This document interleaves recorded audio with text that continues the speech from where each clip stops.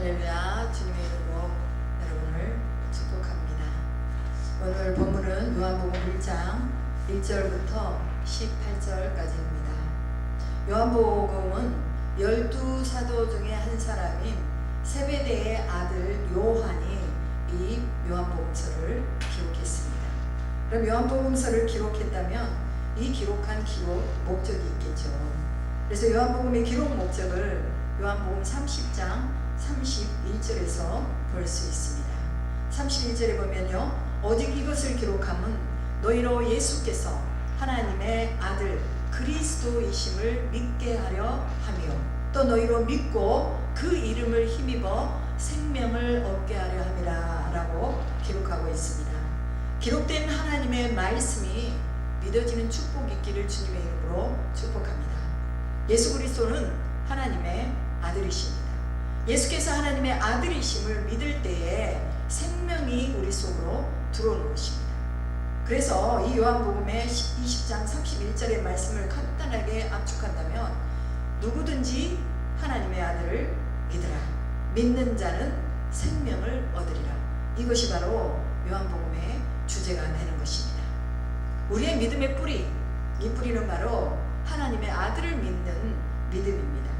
하나님의 아들을 믿을 때 그 이름을 믿는 믿음으로 말미암아서 생명을 공급받게 된다고 말씀하시는 것입니다. 우리의 고백은 하나님의 아들이신 예수 그리스도, 이 그리스도를 믿는 믿음의 고백입니다. 무엇을 믿느냐는 너무나 중요하죠. 그러나 우리가 믿는 이 예수 그리스도는 생명 자체이시고 그리고 영혼과 연결되는 이 영생의 문제를 해결받을 수 있는 그런 만남입니다. 그런 믿음입니다. 오늘 요한복음 1장에서 하나님의 아들이신 그리스도를 아주 자세하게 설명을 해주고 있습니다. 생명의 나타남의 시작을 어디부터 두고 있느냐? 바로 태초로 두고 있습니다. 바로 태초에, 즉 예수께서 하나님의 아들이신데 그 하나님이 태초에 계신 분이고 그 하나님의 아들이 바로 아들이신 예수님이 인간의 몸을 입고 성육신 하신 분이라고 요한복음은 설명하고 있죠. 그래서 요한복음 1장 14절 오늘 본문에 말씀이 육신이 되었다. 그리고 그 말씀이 우리 가운데 거하신다.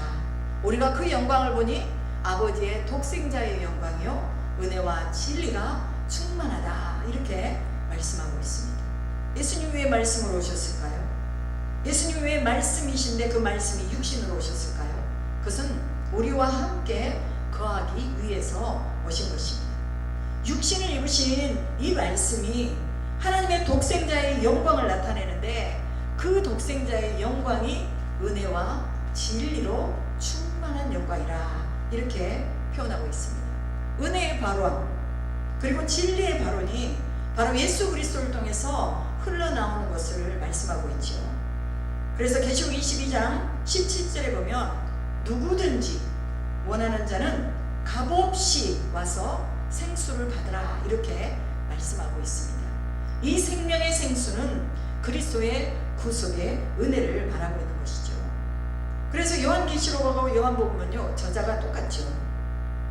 은혜와 진리의 그 충만함의 통로가 바로 이 구속의 통로, 즉 생명수의 통로를 통해서 이게 계시록까지 연관되어지는 것을 볼 수가 있습니다. 하나님의 나라는 눈에 보이는 나라가 아닙니다. 하나님의 나라는 4차원의 영적인 세계죠. 인간은 스스로 이 4차원의 영적인 세계를 들어갈 수가 없습니다. 4차원의 세계에 계신 그분이 그 4차원의 문을 열어서 이제 우리로 하여금 그 세계를 보여주셔야 그 세계를 우리가 볼 수 있다는 것입니다. 그 세계를 열어주시는 분이 바로 누구시라고요? 예수 그리스도이십니다. 그분을 통해서만 우리는 4차원의 영적 세계를 볼 수가 있습니다.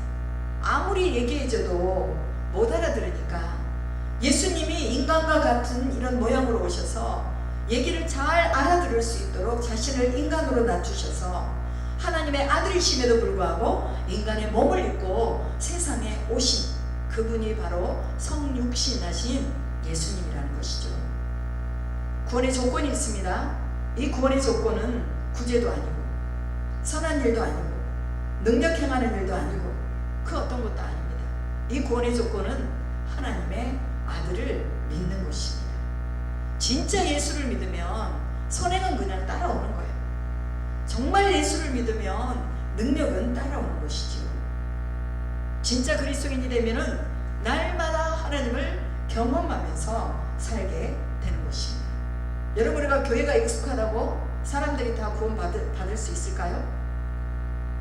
교회를 다닌다고 다 사람들이 구원을 받나요? 예수의 이름을 안다고 많은 사람들이 다 구원을 받을 수 있을까요? 아닙니다. 목사가 되고 장로가 되고 집사가 되고 권사가 되고 그랬다고 해서 다 하나님을 믿는 사람들이 아니라는 것입니다.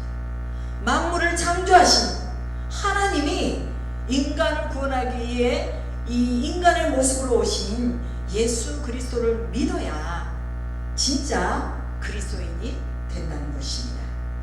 요한복음은 훌륭한 인격자이신 예수님을 말하는 것이 아닙니다. 그분이 병자를 고치고 바다 위를 걸으시고 또 5,000명을 먹이시고 이런 어떤 광대한 그런 능력을 나타내기 위해서 요한복음을 기록한 것이 아니라는 것입니다. 그 모든 역사와 사건을 통해서 예수가 하나님의 아들이라는 것을 나타내기 위해서 바로 이 요한복음이 기록되었다는 것입니다. 만약 예수께서 인간의 아들이라면 구원자의 자격이 없습니다.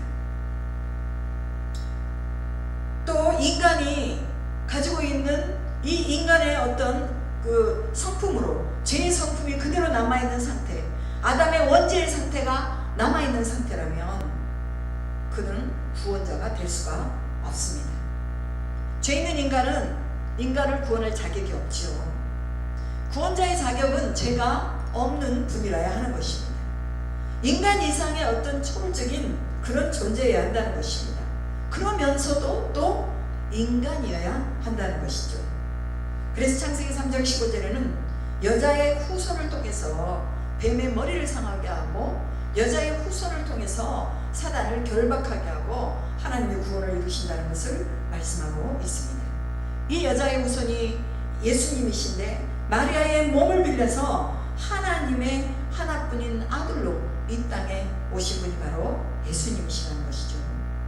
하나님이면서도 인간이시고, 그리고 그 예수님은 인간이면서도 하나님이시고, 이런 분은 다른 분이 없다는 거예요. 오직 예수밖에는 없다는 것입니다. 하나님의 아들이어야 그가 바로 구원자가 되는 것이죠. 아무리 훌륭한 사람도 우리와 같은 인간이라면 좋은 사람은 될 수 있지만 그러나 우리의 구원자는 될 수가 없는 것입니다. 우리 주변에 얼마나 많은 좋은 사람들이 많습니까? 성자들도 많죠. 좋은 일을 얼마나 많이 합니까? 그러나 그들로 인해서 구원을 받는 게 아니고 하나님의 아들이신 예수 그리스도를 통해서 구원을 받는 것입니다.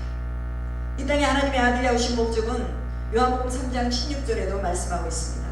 하나님이 세상을 이처럼 사랑하사 독생자를 주셨으니 이는 그를 믿는 자마다 멸망치 않고 영생을 얻게 하려 하심이라, 이렇게 기록합니다. 우리는 하나님의 하나님이 사랑의 하나님이신 것을 우리는 믿어야 합니다. 하나님이 우리에게 어떤 사랑을 보여주셨는가? 죄로 인해 죽을 수밖에 없는 우리를 위해서 독생자를 세상에 내어 놓으셨습니다. 죄라는 것을 내게서 가져다가 예수님에게 딱 덮어 씌워가지고 이가 바로 죄인이다, 이가 바로 죄의 근본이다, 그리고 예수님에게 덮어 씌워서 나는 숨기시고, 그리고 예수님을 내어놓아서 자기의 아들을 죄를 덮어 씌워서 죽게 하신 분이 바로 하나님이십니다. 그래서 우리는 십자가를 보면서 가슴이 찡하고, 우리는 그 예수라는 이 단어만 입에서 나와도 우리의 심령이 하나님 앞에 더 가까이 나갈 수 있는 것은 바로 하나님의 사랑이 예수님에게서 묻어나오기 때문입니다. 이 사랑 앞에 우리가 있다는 것을 안다면 우리가 어떻게 마른 눈으로 하나님 앞에 기도할 수 있겠습니까? 주님 하고 그 이름만 불러도 우리의 가슴에서는 이미 뜨거운 눈물이 솟아오는 것입니다. 그 사랑의 감격과 내가 갚을 수 없는 그 그 사랑의 은혜 앞에서 정말 어찌할 줄 모르고 하나님 감사합니다. 주님 감사합니다. 나를 사랑하셨습니다. 나를 사랑하셨기에 내가 지금 여기 있습니다 라고 하나님 앞에 고백할 수 있게 되는 것입니다. 우리가 하나님의 사랑을 안다면 어떻게 우리가 형식만 갖춘 예배자로 하나님 앞에 서 있을 수 있겠습니까? 오늘 말씀 앞에 있는 모든 성도들이 하나님의 사랑에 압도당해서 주님께만 시선을 고정하고 그 하나님의 사랑의 가슴으로부터 흘러 들어오기를 주님의 이름으로 축복합니다. 요한복음 1장에 중요한 단어들이 있습니다. 태초에 말씀이, 생명이, 빛이. 태초, 말씀, 생명, 빛. 이거는요 동일한 그런 선상에 있는 단어들입니다. 태초라는 의미는 언제부터 예수님이 계셨느냐를 설명을 해주고 있습니다. 태초에 뭐가 계셨다고요? 말씀이 계시니라. 이 말씀이 누구시라고요? 곧 하나님이시니라. 이 하나님이 뭐가 되셨다고요? 육신이 되셨다. 말씀이 육신이 되셨다. 왜 말씀이 육신이 되셨습니까? 임마누엘로 우리와 함께 하시기 위해서 말씀이 육신이 되셨다라고 기록하고 있죠. 그래서 이 태초는 시작을 말하고 있습니다. 인류의 시작 전부터 예수님이 계셨다는 것을 말하고 있어요. 태초부터 예수님이 하나님과 함께 계셨다는 것을 말하고 있어요. 말씀으로 천지를 창조하시고 말씀으로 생명에게 이 생기를 부여하실 때에 예수님이 거기에 계셨다는 것을 말씀하고 있습니다. 하나님의 아들 예수 그리스도, 이 예수 그리스도가 바로 태고부터 시작이라고 말씀하고 있는 것이죠.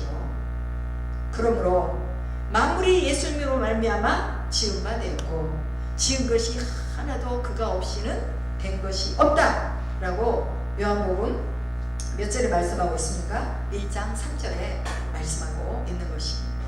즉 이게 무슨 말이에요?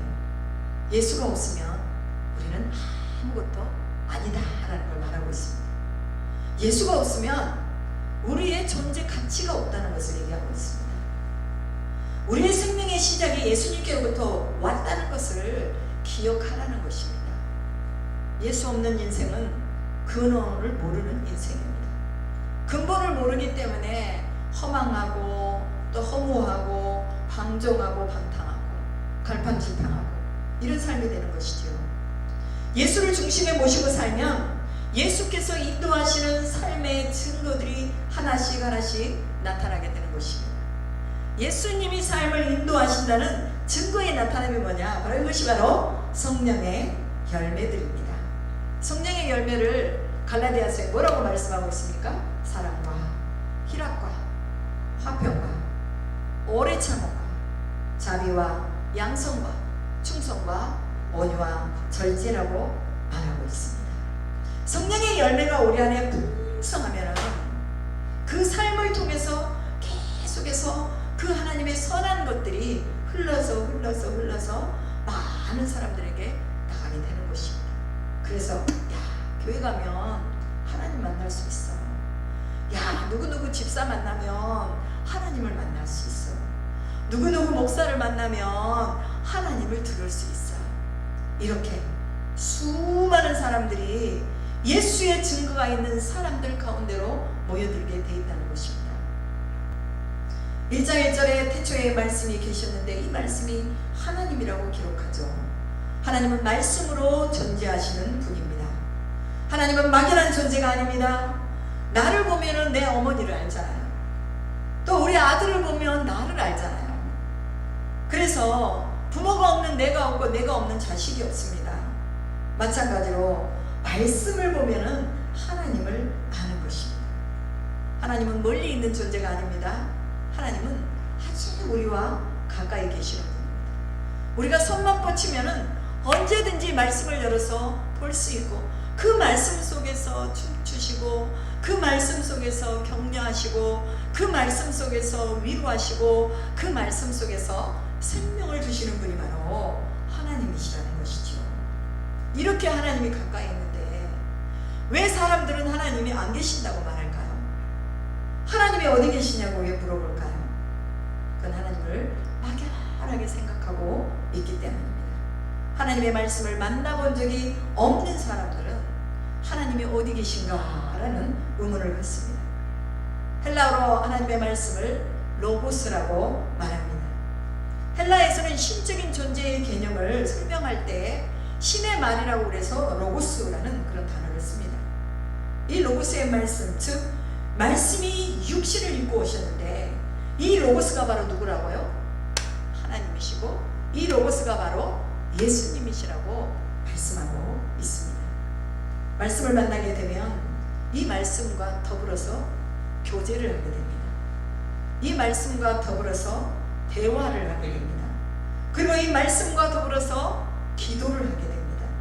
왜냐하면 이 생명의 실체가 내 눈에 들어오고 이 실체가 내 가슴으로 들어와서 나로 하여금 하나님과 대화하고 싶어지게 하고 나로 하여금 하나님을 만나고 싶어지게 하고 나로 하여금 하나님과 오랫동안 교제하고 싶어지게 한다는 것이죠.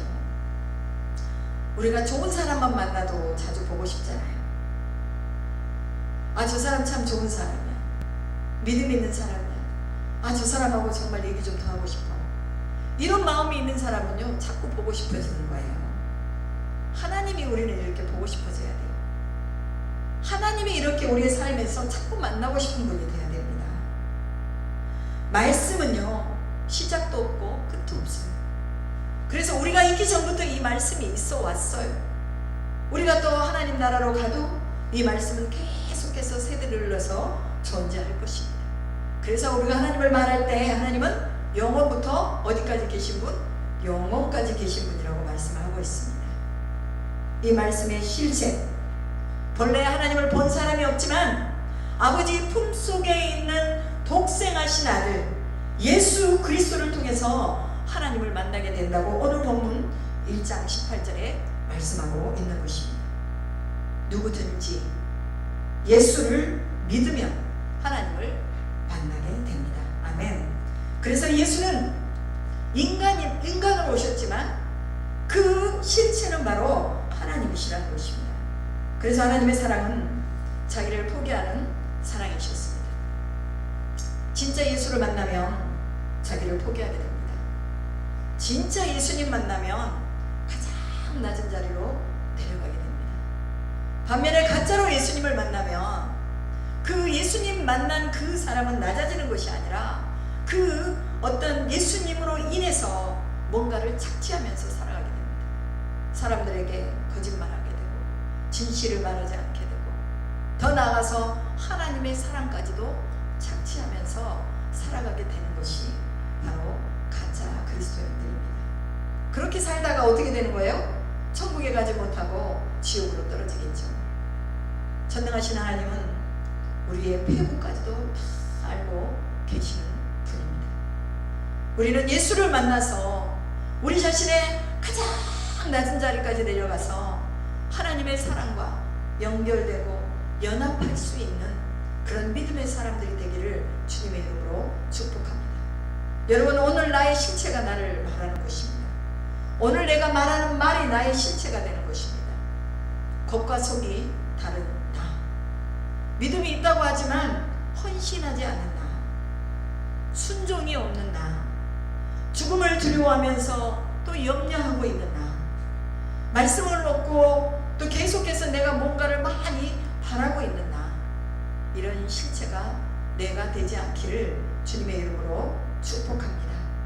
예수를 닮는 내가 나의 실체가 되어야 해요. 예수님처럼 낮아져서 내가 가장 낮은 곳으로 들어가서 그곳에서 섬기며 하나님을 경배하며 우는 자들의 눈물을 닦아주고 아픈 자들의 그 아픔을 함께 할 수 있는 나, 이것이 바로 예수님의 실체인 내가 될 수 있기를 주님의 이름으로 축복합니다. 말씀은 영원하고 거짓이 없습니다. 그 말씀이 빛이 있으라 하시니 빛이 있었어요. 이 말씀이 능력이라는 것입니다. 말씀을 하시는 하나님이 또 그 말씀을 듣고 계십니다. 오늘날 하나님을 잃어버린 많은 인간의 공허함이 바로 우상을 만들어내고 있습니다. 우상의 특징이 뭐예요? 우상의 특징은 말하지 못합니다. 듣지 못합니다. 대화할 수 없습니다. 여러분, 사람들이 왜 우상을 만듭니까? 두려우니까 우상을 만드는 거예요. 괴로우니까 우상을 만드는 거예요. 그래서 자기들이 만들어 놓은 그 우상, 그러나 말 한마디 할 수 없고 감동 한마디 줄 수 없는 그런 우상 앞에 요즘에 많은 사람들이 빠져 있다는 것입니다. 그러나 우리 하나님은 우리에게 말씀하시는 하나님이세요.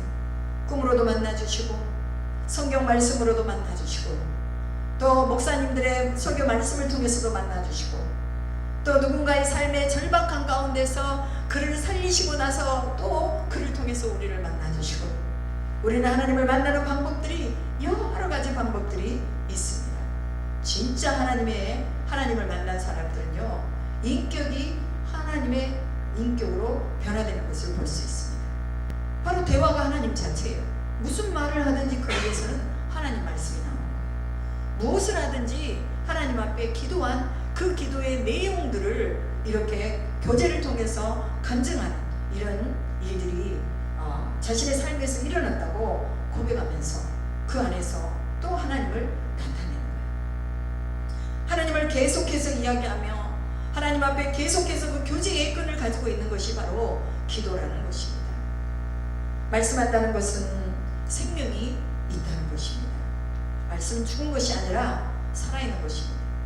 그래서 예수님도 죽은 나사로에 뭐라고 그랬어요? 나오너라 그러니 나사로가 수족을 던진 채로 나오잖아요.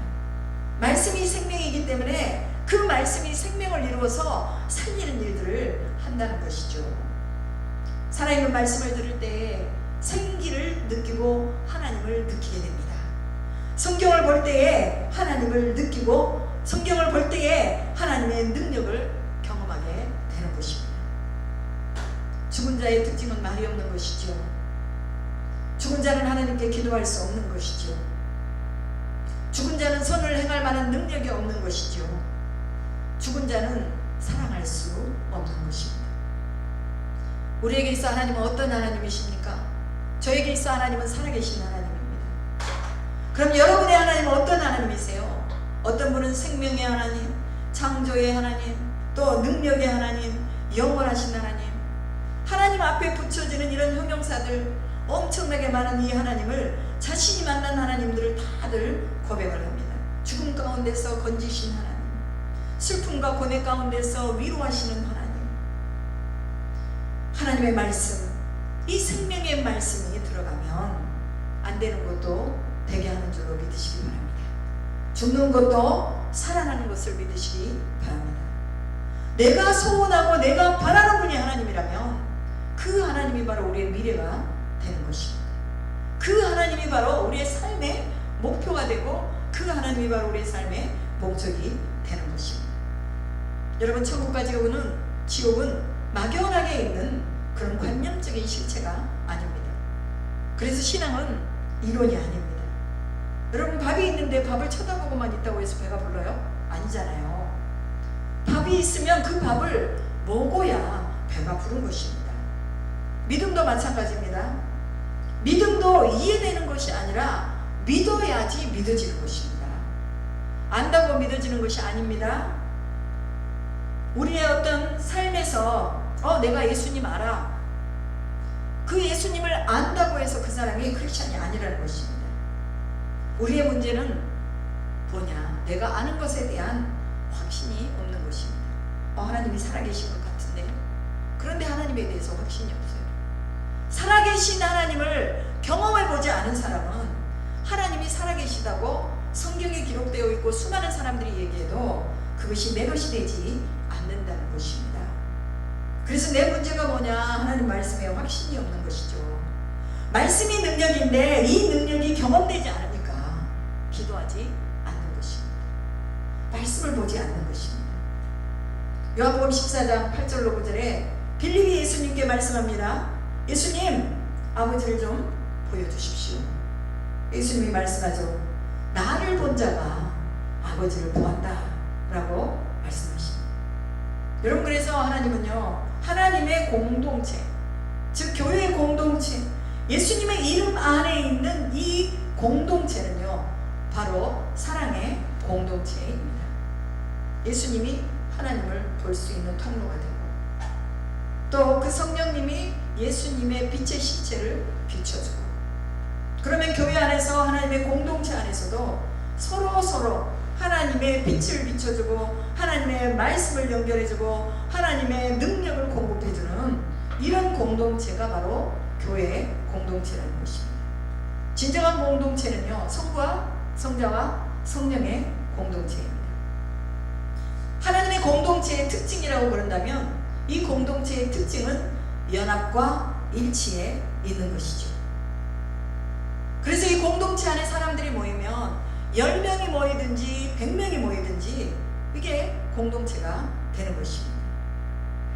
그래서 서로 지체가 되고 연합하게 되고, 어떤 사람은 눈이 되고 어떤 사람은 귀가 되고 팔이 되고 다리가 되어서 이 공동체를 아름답게 생명으로 이끌어가는 것이 바로 하나님의 공동체라는 것이죠. 교회가 바로 그런 것입니다.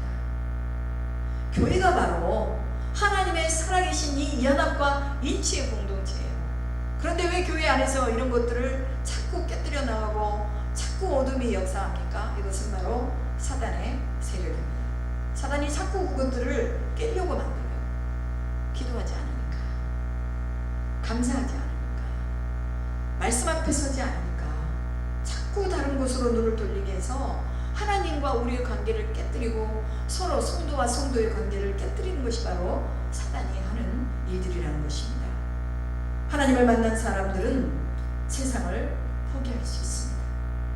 아니, 더 나아가서 순교도 할 수 있습니다.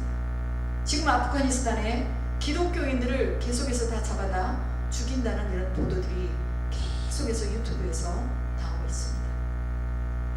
예수를 믿는다는 이유로 그 가정 전체를 다 말살시켜버리는 이런 일들을 지금 아프가니스탄에서 당해내고 있습니다. 그럼에도 불구하고 그 사람들 중에 죽음이 온다 할지라도, 나를 죽인다 할지라도 나는 예수를 포기할 수 없어 해서 총이 맞아서 순교당하는 사람들이 지금 엄청나게 일어나고 있다고 들었습니다. 이게 무엇입니까? 바로 하나님을 만난 사람은 죽음이나 삶이나 똑같다는 거예요. 사나 죽으나 내가 주의 것이다. 나는 죽어도 천국 가지만 너는 나를 죽임으로 인해서 너는 어떻게 할 거냐. 너를 위해서도 예수가 십자가에 돌아가셨다. 예수 믿고 구원받아야 되지 않겠느냐. 이렇게 크리스찬들이 계속해서 자신의 신앙을 보여주고 있는 것입니다. 하나님의 사랑 때문에 나를 포기하지 않는 것이죠. 하나님의 사랑 앞에 용서받지 못할 사람이 한 사람도 없습니다. 그렇기 때문에 세상 사람들이 교회를 보고 그리스도의 사랑을 느낄 수 있도록 만들어줘야 하는 것입니다. 하나님을 다른 곳에서 찾지 말고, 야, 교회 가봐. 거기 가면 하나님이 계셔. 이렇게 예수를 믿지 않는 사람도 교회 가봐. 거기 가면 하나님이 계셔. 라고 말할 수 있는 그런 하나님의 본질적인 그 사랑의 그 열매들이 교회 안에서 이루어져야 된다는 것이죠. 마음을 열고 하나님에 대한 긍정적인 마음으로 하나님께 나가면 하나님은 그 사람 속에 들어가십니다. 하나님이 우리를 부르시고 하나님이 우리를 만나시고 우리 인생에 개입을 해주셨습니다. 그분이 찾아오시면 삶의 변화가 일어날 수밖에 없습니다. 하나님을 만난다는 것은 육으로 만질 수 있도록 만나는 것이 아니라 영으로 하나님을 만나게 된다는 것입니다. 하나님을 만나면 심령의 변화가 오죠. 생각의 변화가 오죠. 태도의 변화가 옵니다. 삶의 방향의 변화가 오게 됩니다. 생각하는 중심에, 그 행동하는 중심에 하나님을 두기 때문에 변화가 오는 것입니다. 하나님이 나를 만나고 싶어하는 것을 느낄 때, 그때가 바로 하나님이 나를 놓고 하는 때입니다. 인생의 위기와 공포 앞에서 하나님을 만나고 싶은 것을 고백한다면, 나 지금 하나님 정말 만나고 싶어요. 하나님, 내 인생에 하나님 내게 들어오세요. 이렇게 고백을 하면 이 고백을 타고 하나님이 들어오시는 것입니다. 하나님이 우리를 만지고 있는 사인이 있다면 그것은 우리의 마음에, 정말 하나님이 계실까? 하나님을 느끼고 싶네. 하나님이 정말 살아계신가? 이런 마음이 느껴질 때, 그때가 바로 하나님이 여러분의 마음에 녹화하고 있는 때라는 것을 기억하시기 바랍니다. 그 마음을 타고 하나님의 호흡이 그 안으로 들어가는 것입니다. 하나님의 생기가 그 안으로 들어가는 것입니다. 오늘 1장 9절에 뭐라고 말씀하십니까? 참빛 곧 세상에 와서 각 사람에게 비치는 빛이 있었나니 라고 말합니다. 그 빛이 누구예요? 예수 그리스도죠. 그 빛은 지금도 우리 앞에서 비춰지고 있음을 믿으시기 바랍니다. 그런데 12절 보니까 자기 땅에 왔으나 그러나 자기 백성이 영접하지 아니하였다. 그러나 영접하는 자, 곧 그 이름을 믿는 자들에게는 하나님의 자녀가 되는 권세를 주셨다라고 말합니다. 권세를 주셨다는 것은요, 미래형이 아니에요. 주실 것이다가 아니에요. 이미 주신 것입니다. 하나님을 우리 마음에 영접하고 예수님을 나의 구주로 영접했을 때 이미 나는 하나님의 자녀가 된 것이라는 것입니다. 하나님의 자녀가 됐다는 것은 이미 우리가 구원받았다는 것입니다. 이미 축복받았다는 것입니다. 이미 우리 안에 믿음의 싹이 있다는 것입니다. 그렇기 때문에 우리는 내가 하나님의 자녀다. 자녀되는 권세가 내 안에 있다. 내가 삶에서 실패해도 실패가 아니다. 주님이 자녀된 자들에게 주시는 이 권세로 나는 다시 일어날 수 있다. 이런 확신이 있어야 하는 것입니다. 영적인 축복도 이미 하나님은 우리에게 은혜로 다 주셨습니다. 우리의 결정적인 실패가 뭐냐? 이것이 영적인 부재라는 것입니다. 영적인 부재. 이 영적인 부재는요, 아주 축복이 우리에게 멀리 있는 것 같아요. 왜? 눈에 보이지 않으니까. 지금 당장에 힘드니까. 지금 당장에 아프니까, 괴로우니까 안 보인다는 것입니다. 그러나 아직 내 눈에 보이지 않지만 소망이라는 것은요, 내가 내 속에 소망을 가지고 있을 때 그 소망이 일을 하는 거예요. 그 소망이 일을 하면서 요한복음 8장 25절인가요? 소망이 우리를 부끄럽게 아니한다 라고 말합니다. 소망은 언젠가 그 소망대로 이루어질 것이라는 이 믿음을 가지고 소망을 갖는 것입니다. 하나님은 이미 우리를 사랑하시기로 결정하셨습니다. 여러분, 자녀가 엄마 뱃속에 있을 때부터 부모는 이 자녀를 사랑하고 기다리고 또 이 자녀가 세상에 나올 것을 기대하고 또 예배하면서 자녀의 옷을 사고 분유통을 사고 여러 가지 많은 것을 준비합니다. 자, 그렇다면 하나님이 우리를 자녀로 삼으셨는데 하나님이 우리를 위해서 준비하지 않으시겠냐는 것입니다. 하나님은 우리의 일생의 모든 것을 다 준비해 놓고 계십니다. 그래서 우리는 믿음으로 선포하면서 나가기만 하면 되는 것입니다. 뭐라고 선포해야 됩니까? 나는 하나님의 자녀다. 축복은 이미 와 있다. 나는 믿음으로 기도한다. 하나님이 나를 사랑하신다. 하나님이 나를 부르셨다. 이것이 바로 믿음의 선포입니다. 여러분들이 집에서 혼자 할 수 있잖아요. 계속 믿음의 선포를 하십시오. 성경에 기록된 원리를 믿고 선포해 나가면 성령의 기름 부음의 능력이 나타나서 하나님의 방법으로 치유하시고 고치시고 열어가시고 또 성령으로 협력하시는 것을 여러분이 보게 될 것입니다. 믿음으로 받아들이면 기적이 일어나는 것입니다. 그러나 믿지 않으면 아무 일도 일어나지 않습니다. 믿음이라는 것은 자꾸 사용할 때 그 믿음이 커지는 것입니다. 믿음으로 선포할 때 저주가 떠납니다. 믿음으로 선포할 때 사망이 떠납니다. 생명의 역사가 믿음으로 선포할 때 그대로 일어나는 것입니다. 강력한 믿음의 변화가 우리 가운데 있기를 주님의 이름으로 축복합니다. 그리고 그 주님이 우리를 지켜주신다는 믿음이 있어야 하는 것이죠. 하나님의 자녀된 축복, 하나님의 이 자녀로서 가지고 있는 권세의 축복, 알지만 선포하지 않는다면 능력이 되지 않습니다. 하나님의 자녀된 권세의 축복을 믿음으로 열면은 그 속에서 어마어마한 축복이 쏟아지게 되는 것입니다. 예수의 십자가의 부활을 거부하지 않고 환영하는 것이죠. 네, 그렇습니다. 예수님이 나를 위해 십자가에 죽으신 것을 믿습니다. 믿어지지 않아도 내가 계속해서 입술로 주님 믿습니다.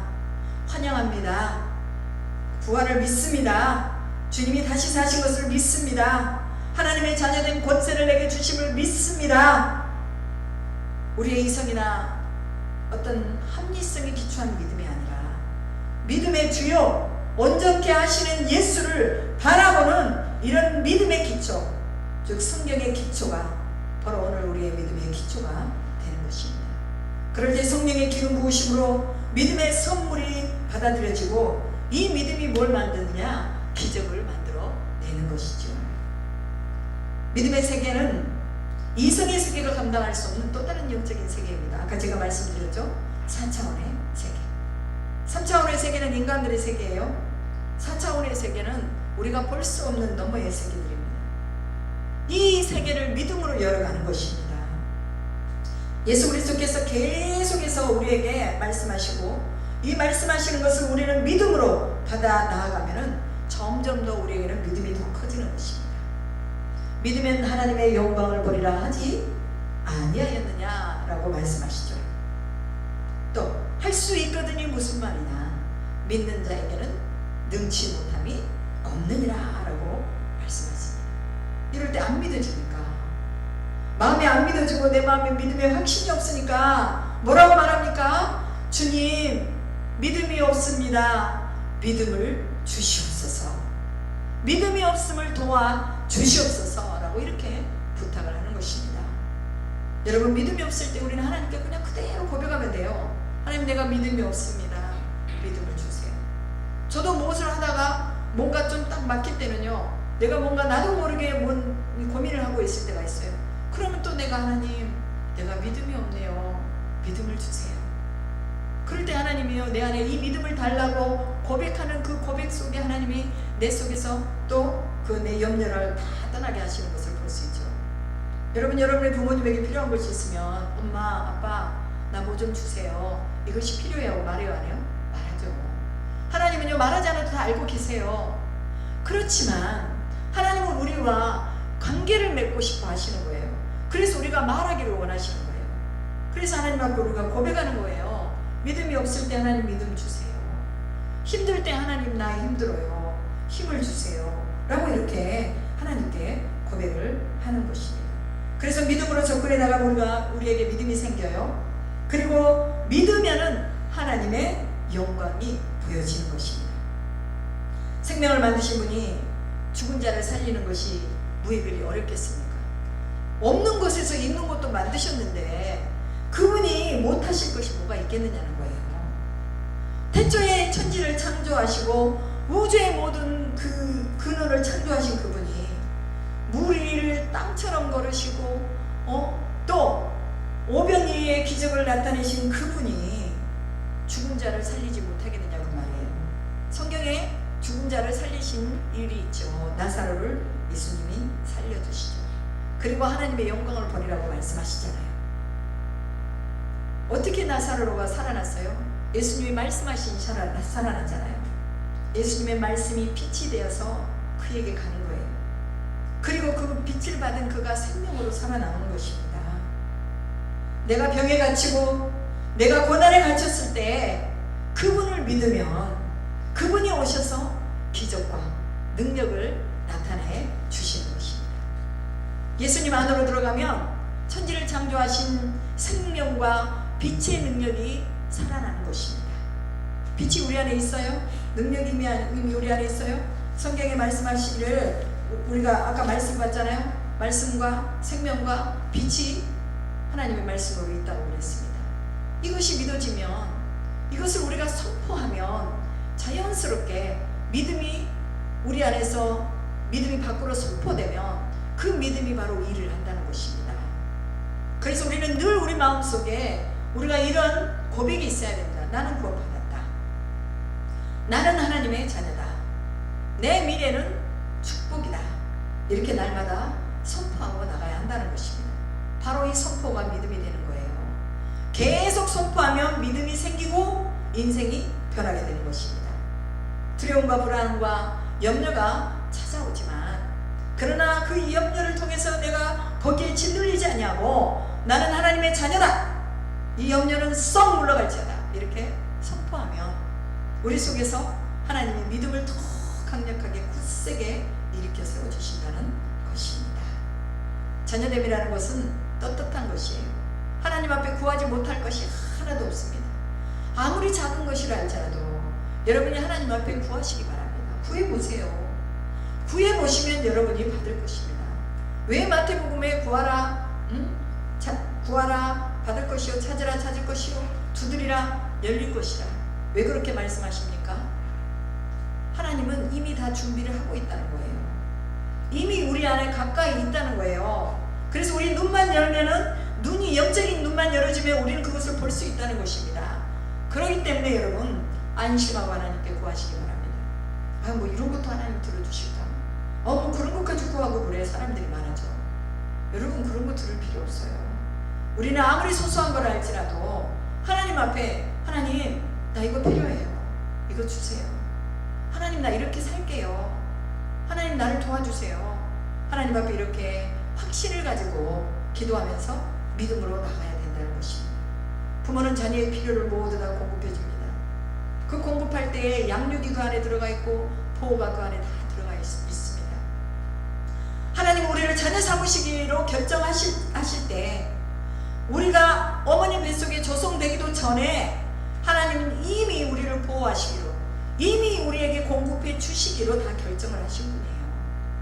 모든 공급과 보호와 축복이 하나님께로 나온다는 것을 여러분이 믿으시기 바랍니다. 마지막으로 로마서 9장 4절 말씀이 있습니다. 이 말씀은 하나님의 백성들에게는 양자됨이 있고 영광이 있고 언약이 있고 율법을 세우신 것과 예배와 약속이 있다고 말합니다. 이것은 그냥 일반 사람들에게 주시는 것이 아니라 하나님의 백성들에게 있는 것이죠. 즉 하나님의 백성은 하나님의 자녀가 되는 양자됨이 있습니다. 하나님의 백성은 하나님의 영광을 볼 수 있는 그런 권세가 있습니다. 하나님의 백성들은 하나님의 언약의 말씀, 이 하나님의 언약의 말씀이 있고, 또 하나님의 백성들은 예배를 통해서 우리의 전 삶의 영역으로 하나님이 들어오시겠다는 약속이 있습니다. 그래서 예배는 너무나 중요한 것입니다. 우리가 예배를 드릴 때 하나님의 약속이 우리 속으로 막 들어오는 거예요. 우리가 하나님을 찬양할 때 이 하나님의 끝없는 이 사랑이 우리 속으로 계속 들어오는 것입니다. 그래서 오늘 로마서 9장 4절의 말씀에 있는 이 양자됨과 영광과 언약들과 율법과 약속과 예배가 우리 안에 있다는 것을 믿으시고, 오늘도 빛으로 오신, 생명으로 오신, 태초부터 계신 그 예수 그리스도가 우리의 왕이 되시고 우리의 능력이 될 수 있기를, 우리가 마음을 오픈하고 하나님 앞에 우리의 마음을 드릴 수 있기를 주님의 이름으로 축복합니다. 기도하겠습니다. 사랑의 하나님 감사합니다. 우리를 자녀 삼으신 하나님께 영광과 찬양을 돌립니다. 우리가 믿는 하나님은 만세 전에 계셨고 만물의 시작이신 하나님이십니다. 은혜와 진리로 우리와 함께하고 계시는 것을 믿습니다. 하나님의 호흡을 우리에게 주셔서 생명의 빛으로 연결하여 주시고, 이제 우리가 그리스도의 제자로 살게 하시고 이 생명과 빛을 전달하는 그런 하나님의 사람들이 다 될 수 있도록 인도하여 주시옵소서. 그렇게 하실 줄 믿고 감사드리며 예수님의 이름으로 기도합니다. 아멘.